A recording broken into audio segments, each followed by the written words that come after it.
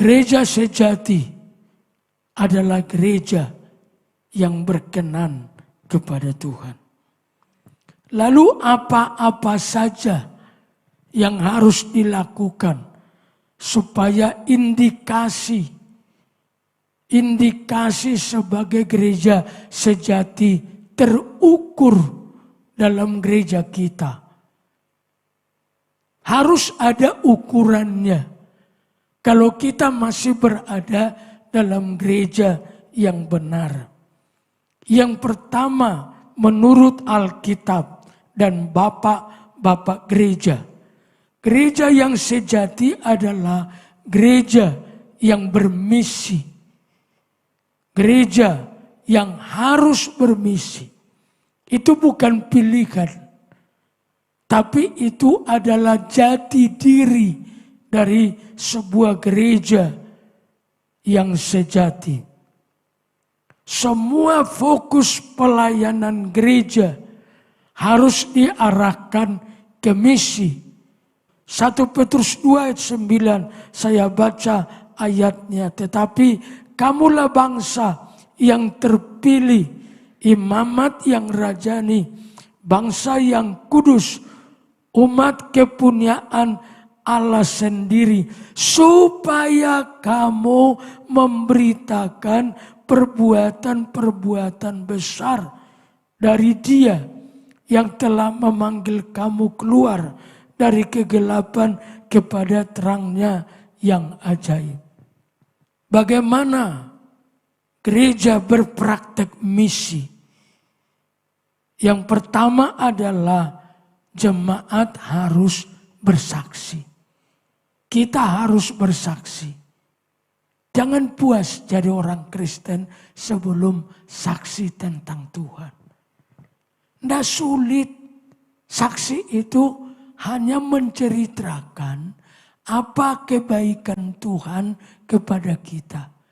Lihat orang susah di sebelahmu, tetanggamu kah, famili kah, orang kenalan kah, teman kerja. Kalau dia susah, bilang, bisakah saya cerita tentang jalan keluar dari kesulitan?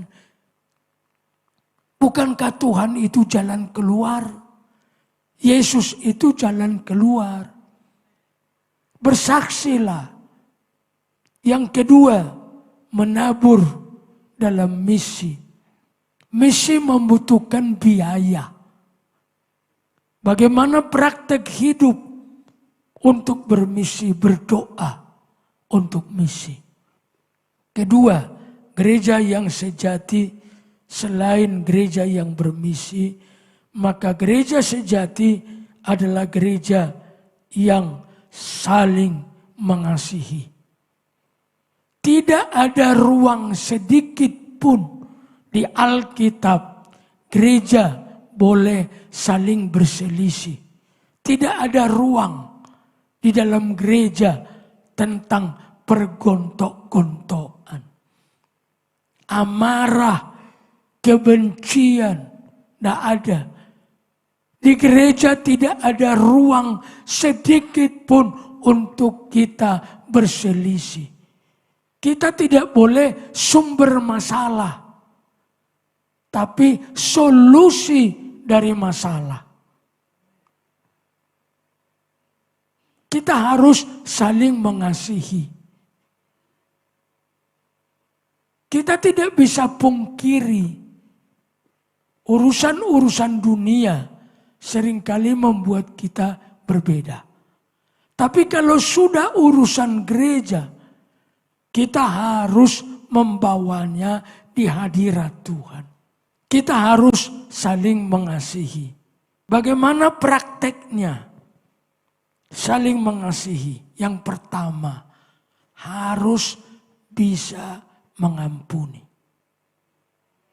Mengampuni itu 70 kali 7. Saling mengasihi, prakteknya saling mengampuni. Yang kedua, praktek saling mengasihi harus saling mendoakan satu dengan lain. Doa itu seperti ini. dalam perlindungan, dalam aspek perlindungan dengar. Jadi doa itu seperti ini. Jadi kalau ada apa-apa panah-panah si jahat dipanahkan, maka ada perisai yang menahannya. Itu doa dalam perlindungan. Maka ada dalam bahasa doa Bapa kami, jangan membawa kami ke dalam pencobaan. Lepaskan kami dari yang jahat. Itu dia. Doa itu melepaskan dari yang jahat. Harus saling mendoakan. Praktek yang ketiga mengasihi itu bertolong-tolongan. Bertolong-tolongan. Gereja yang sejati, gereja yang hidup oleh iman. Harus beriman. Apa buktinya kita percaya? Waktu tidak kelihatan terang itu, kita yakin terang akan segera datang oleh karena Tuhan. Harus percaya. Baca berbagai ayat Alkitab. Lukas 18. Aku berkata kepadamu, ia akan segera membenarkan mereka. Akan tetapi jika anak manusia itu datang, adakah ia mendapati iman di bumi? Iman yang dicari Tuhan. Bagaimana praktek hidup yang beriman itu? Penglihatan kita harus fokus ke surga. Amin. Lihat perkara yang tidak kelihatan. Perhatiannya kemana?